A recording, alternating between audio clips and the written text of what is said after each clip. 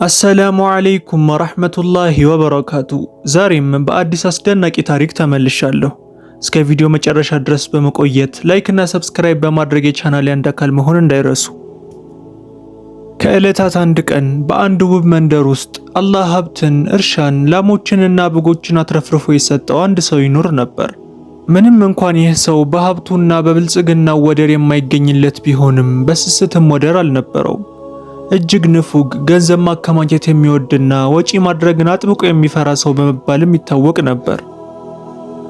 ይህ ሰው ለመንደሩ ድሆች ፈጽሞ ምጽዋት ሰጥቶ አያውቅም። ጽኑ ስስቱ በገዛ ቤተሰቡ ላይ እንኳን ያንዣበበ ነበር። ሚስቶቹንና ሴት ልጆቹን በበቂ ሁኔታ አይመግብም ነበር። በሕይወታቸው ምንም አይነት የድሎት ጣዕም ቀምሰው አያውቁም። በአገልጋዮቹም ላይ እጅግ ጨካኝ ነበር። ሰውየው 3 ሚስቶችና 7 ሴት ልጆች የነበሩት ሲሆን ይህንንም እንደ ትልቅ ፈተናና አሳሳቢ ጉዳይ ቆጥረው ነበር። ከሞትኩ በኋላ ይህን ሁሉ ሀብትና የተትረፈረፈ ንብረት ለማን አወርሳለሁ በማለትም ሁል ጊዜ ያስብ ነበር። እድሜውን ሙሉ ያካበተውን ሀብት የሚወርስለት ወንድ ልጅ ለማግኘት ጓጓ። ስለዚህም ከእርሷ ወንድ ልጅ ለማግኘት አስቦ ከአገልጋዮቹ መካከል የአንዷን ልጅ ለማግባት ወሰነ። ልጅቷ ገር የሆነችና ቆንጆ ነበረች። እናቷም የአለቃዋን ጥያቄ ያለምንም ማቅማማት ወዲያውኑ ተቀበለች። በእርግጥም ሰውየው ይህችን ልጅ አገባት። ነገር ግን እንደ ሌሎቹ ሚስቶቹ ሁሉ በእርሷም ላይ ጨከነባት። የባሏን ትዕዛዝ ሁሉ ብትፈጽምም ራቧን የሚያስታግስ በቂ ምግብ ሰጥቷት አያውቅም። ቀናት እያለፉ ሲሄዱ ልጅቷ በሰውነቷ ላይ ግልጽ የሆኑ ለውጦች መሰማት ጀመሩ። በመጨረሻም እርጉዝ መሆኗን አረጋገጠች። በደስታና በፍርሃት የተሞላ ድብልቅ ስሜትም አደረባት። የሌሎቹ ሚስቶች ጭካኔና ይህ ዜና ሊያመጣባት የሚችለውን አደጋ ጠንቅቃ ታውቅ ነበር። ያለምንም ማቅማማት ወደ እናቷ ዘንድ ሄዳ እርጉዝ መሆኗን ነገረቻት። እናትየው ዜናውን እንደሰማች ለልጇ ብትደሰትም ወዲያውኑ ግን ከፍተኛ ፍራቻ አደረባት። ወደ እርሷም ጠጋ ብላ በቁም ነገር እንዲህ አለቻት። ልጄ ሆይ የእርግዝናሽን ዜና ለማንም እንዳትናገሪ፣ ተጠንቀቂ። በተለይም ለጣይቶችሽ። እነሱ ርህራሄ የላቸው፣ ካወቁም ሊጎዱሽ ይችላሉ።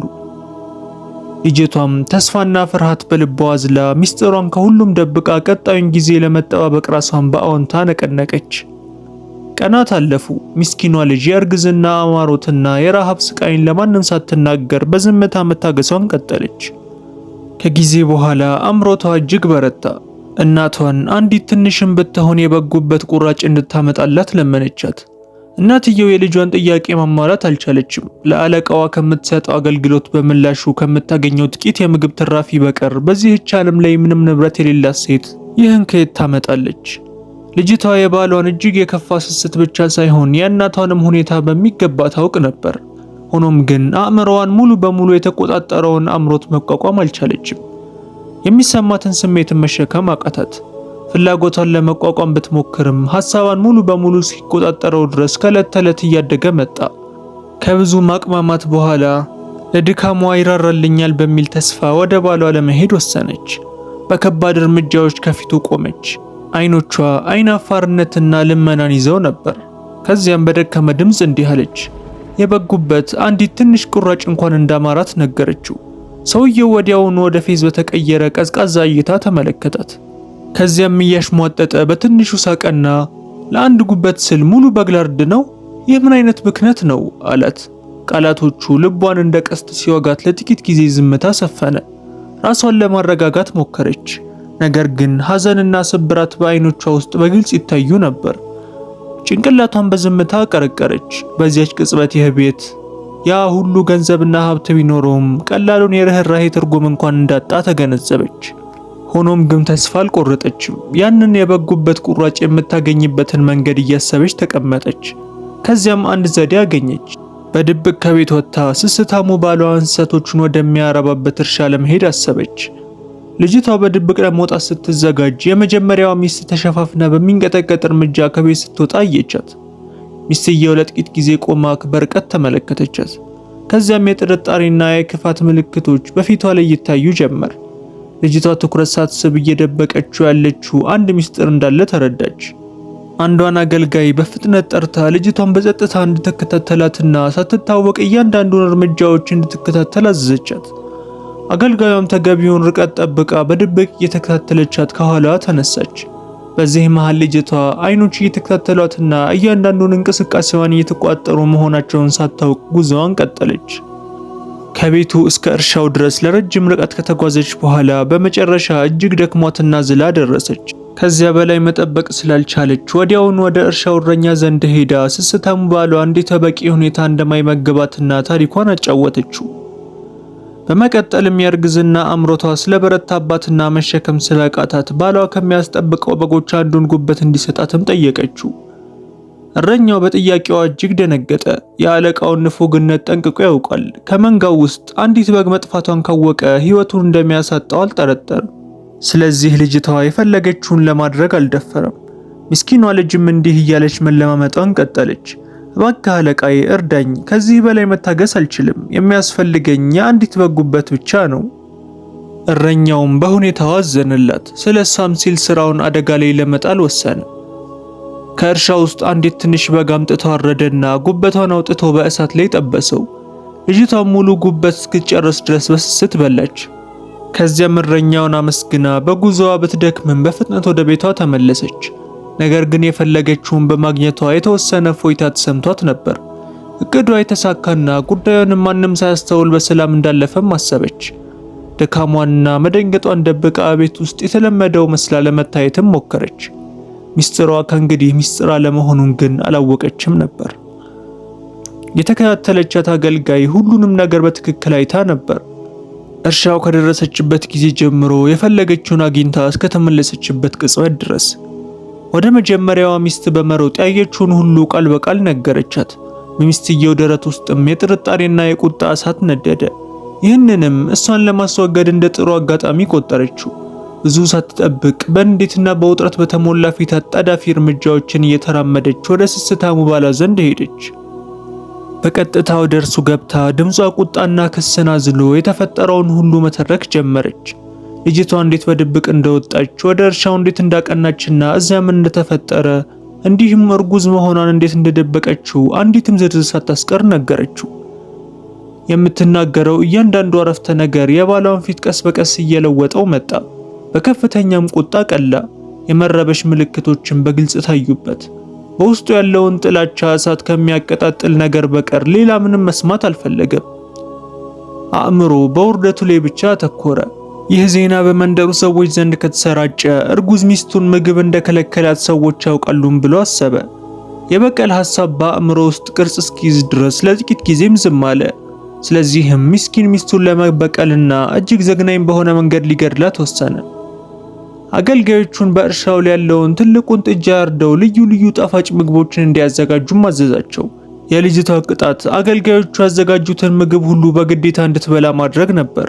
ካልበላች ደግሞ ትሞታለች። በተጨማሪም 2 ግመሎች እንዲመጡ አዘዘ። አንደኛው እንዲራብ፣ ሌላኛው ደግሞ ውሃ እንዲጠማ ተደረገ። የምስኪን ሚስቱን እጅና እግር በሁለቱ ግመሎች ላይ ለማሰርም አቀደ። በረሃበኛው ግመል ፊት ሙሉ ምግብ ዕቃ፣ በጠማው ግመል ፊት ደግሞ ሙሉ የውሃ ማሰሮ ለማስቀመጥም ወሰነ። 2ቱ ግመሎች ወደ ምግብና ወደ መጠጡ ሲሮጡ ልጅቷን ለሁለት ይገነጥሏታል። በዚህ መንገድ ክብሩንና ሞገሱን እንደተበቀለ አድርጎም አሰበ። እናትየው ባልየው በልጇ ላይ የፈረደባትን ከባድ ቅጣት ስትሰማ ልቧ በድንጋጤ ተሞላ። እየተቻኮለች ወደ እርሱም ሮጠች። እንባ በፊቷ ላይ እየፈሰሰ ወደ እርሱ ገብታ ልጇን ይቅር እንዲላት፣ ለድካሟ፣ ለእርግዝናዋና ለምትሰቃይበት ሕመም እንዲራራላትም ተለማመጠችው፣ ለመነችው። ቃላቶቿ ከለቅሶ ጋር የተቀላቀሉ ነበሩ። ድምጿን በፍርሃትና በልመና ይንቀጠቀጥ ነበር። ነገር ግን ከእርሱ ዘንድ ከጠንካራና ከማይራራ ልብ በቀር ምንም አላገኘችም። ባልየው ልመናዋን ያለ ምንም ማቅማማት ውድቅ አደረገው። የቅጣቱን ቀን እስክትጠብቅ ድረስ ልጅቷ ቤተ መንግስት ውስጥ ባለች ጨለማ ጎጆ ውስጥ እንድትታሰርም አዘዘ። እናትየው የልጇን ዕጣ ፈንታ እንድታይና የጭንቀትና የተስፋ መቁረጥ ጊዜያትን አብራት እንድታሳልፍ በማሰብ እርሷንም አብሮ አሰራት። ስለዚህ እናትየው ዝምታና ፍርሃት በዋጣት ጎጆ ውስጥ ከልጇ ጎን ራሷን አገኘች። ከአላህ ምህረት ተስፋ ውጪ አብሯቸው የሚሆን ምንም ነገር አልነበረም። እናትየው ይህ ነገር ሊመጣ እንደሚችል አስቀድማ አስጠንቅቃት እንደነበረ በመቅለዝ ልጇን ወቀሰቻት። ልጅቷ ግን በእምነት ጸንታ የምድር በሮች ቢዘጉ የሰማይ በሮች መቼም አይዘጉም፣ እናቴ ሆይ አትፍሪ፣ አላህ የፈቀደውን ያደርጋል በማለት የእናቷን ሐዘን ለማቅለልና ለማረጋጋት ሞከረች። አንዲት አገልጋይ በፍጥነት ወደ አለቃዋ ሮጠች። ያዘዘው ነገር ሁሉ እንደተፈጸመና ምግቡም ዝግጁ መሆኑን ልትነግረው። ስስታሙ ባል በአገልጋዮቹ ጥንቃቄ ባዘጋጁት ልዩ ጣፋጭ ምግቦች ወደ ተሞላው ጠረጴዛ ተጠጋ። እቅዱን ከመጀመሩ በፊት ሁሉም ነገር በቦታው መሆኑን ማረጋገጥ የፈለገ ይመስል ከፊቱ ያለውን እያሰላሰለ ለጥቂት ጊዜ ቆመ። ከዚያም ምግቡን ለልጅቷ ከማቅረቡ በፊት ቀምሶ ለማየት እጁን ዘርግቶ ትንሽ ጉርሻ ወሰደ። ነገር ግን ያቺን ጉርሻ አፍ ውስጥ እንዳስገባት ሁኔታው በድንገት ተለወጠ። ጉሮሮው ላይ ታነቀበትና መዋጥ አቃተው። በኃይል ማሳንልና ለመተንፈስ መታገል ጀመረ፣ ግን አልቻለም። በዙሪያ ያሉትን አገልጋዮች ተደናግጠው እርሱን ለማዳን ወደ እርሱ ሮጡ። ነገር ግን በየሰከንዱ ሁኔታው እየባሰበት መጣ። እጁን አንገቱ ላይ አድርጎም ወደ ኋላ ፈገፈገ። ሁሉንም ነገር የተቆጣጠረ መስሎት ከነበረ በኋላ የፍርሃት ምልክቶች በፊቱ ላይ መታየት ጀመሩ። ለእርዳታ ለመጥራት ቢሞክርም ድምፁ ቀስ በቀስ ጠፋ። ሁሉም በድንጋጤና በመገረም ሲመለከቱት በቅጽበት መሬት ላይ ወደቀ። በዚህ መልኩ ፈጽሞ ባልጠበቀው ቅጽበት ሕይወቱ አበቃ። ሊበቀልበት ያሰበው እቅድም ወዳልታሰበ ፍጻሜ ተለወጠ። ቤተ መንግስቱን ባዳረሰው ሁከት መሃልና ሁሉም በባልየው ላይ በተፈጠረው ነገር ተጠምደው ሳሉ አንዲት ደግ አገልጋይ ብዙም አልጠበቀችም። የልጅቷንና የእናቷ ስቃይ የሚያበቃበት ጊዜ እንደደረሰ ተሰማት። ስለዚህም በፍጥነት ታስረው ወደ ነበሩበት ጨለማ ጎጆ አመራች። በሩን በቀስታ ከፍታ በመግባት በእፎይታ ስሜት በተሞላ ድምፅ እንዲህ አለቻቸው። ሁሉም ነገር አብቅቷል። ያልተጠበቀው ነገርም ተከስቷል። እናትና ልጅ በቃላቷ ተገረሙ። ልባቸው ቀስ በቀስ እስኪረጋጋ ድረስ ለጥቂት ጊዜ የጭንቀት ስሜት በፊታቸው ላይ ታይቶ ነበር። አገልጋዩም የተፈጠረውን ሁሉ ነገረቻቸው። የስስታሙ ባል ጉዳይ ፈጽሞ ባልጠበቀው ቅጽበት እንዴት እንዳበቃም በዝርዝር አጫወተቻቸው። ይህን ስትሰማ እናትየው እንባዋን መቆጣጠር አቃታት። ነገር ግን ይህኛው እንባ ከረጅም ጊዜ ፍርሃትና ጥበቃ በኋላ የመጣው የደስታ እፎይታ እንባ ነበር። ልጅቷ ከባድ ሸክም ከትከሻዋ ላይ እንደወረደላት ሁሉ መረጋጋት የተቀላቀለበት መገረም ተሰማት። ከዚያም እናትየው በእንባ በተሞሉ አይኖች ወደ ልጇ ተመልክታ በደከመ ድምፅ እንዲህ አለች። ልጄ ሆይ እውነት ተናግረሻል። የአላህ እቅድ ከእቅድ ሁሉ በላይ ነው። እርሱ የፈቀደውን ነገር ማንም ሊመልሰው አይችልም። ልጅቷን በረጅሙ ተነፈሰችና በእርግጠኝነት እንዲህ አለች። አላህ የፈለገውን ያደርጋል። እፎይታም ባሪያዎቹ ከማይጠብቁት አቅጣጫ ይመጣል። ቀናት እያለፉ ሲሄዱ ፍርሃትና በደል ከነርሱ በመራቁ የልጅቷና የእናቷ ሕይወት ቀስ በቀስ ወደ ተሻለ ሁኔታ መለወጥ ጀመረ። አላህ በቸርነቱና በበረከቱ አከበራት። ደስታና ብርሃንን ወደ ሕይወቷ ያመጣላትን ወንድ ልጅም ወለደች።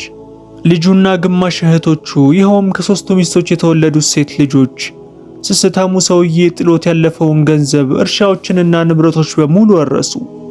ከዚያም ቤተሰቡ የጭካኔና የስቃይ ትዝታዎችን ወደ ኋላ ትተው በሰላም የሚኖርበትን አዲስ ቤት ገዙ። ስለዚህም ሁሉም የስስታሙ ሰውዬ ሀብት በመጣው የተትረፈረፈ ጸጋና ሲሳይ ውስጥ ኖሩ። የእርሱ ውርስ በምቾትና በሰላም የተሞላ የአዲስ ሕይወት መጀመሪያ ሆነላቸው። ይህ ፍጻሜ በደል እንደማይዘልቅና የመጨረሻውም ውጤት የደግነትና የትዕግስት እንደሆነ የሚያሳይ ግልጽ ትምህርት ነበር። በአላህ ያለንን እምነት መቼም ቢሆን ልናጣው አይገባም። ምክንያቱም አንድ ሰው ምንም ያህል ደካማና አቅመቢስ ቢሆን በአላህ ከተማመነና በእርሱ ከተጠጋ አላህ በኃይሎቹና በችሎታው ለተጨቆኑትና ለደካሞች ድልን መስጠት ይችላል። እስከ ታሪኩ መጨረሻ አብራችሁን ከቆያችሁ ኮሜንት ላይ ከየት ሀገር ሆናችሁ እንደምትከታተሉ ጻፉልን። ላይክ ማድረግም እንዳረሱ።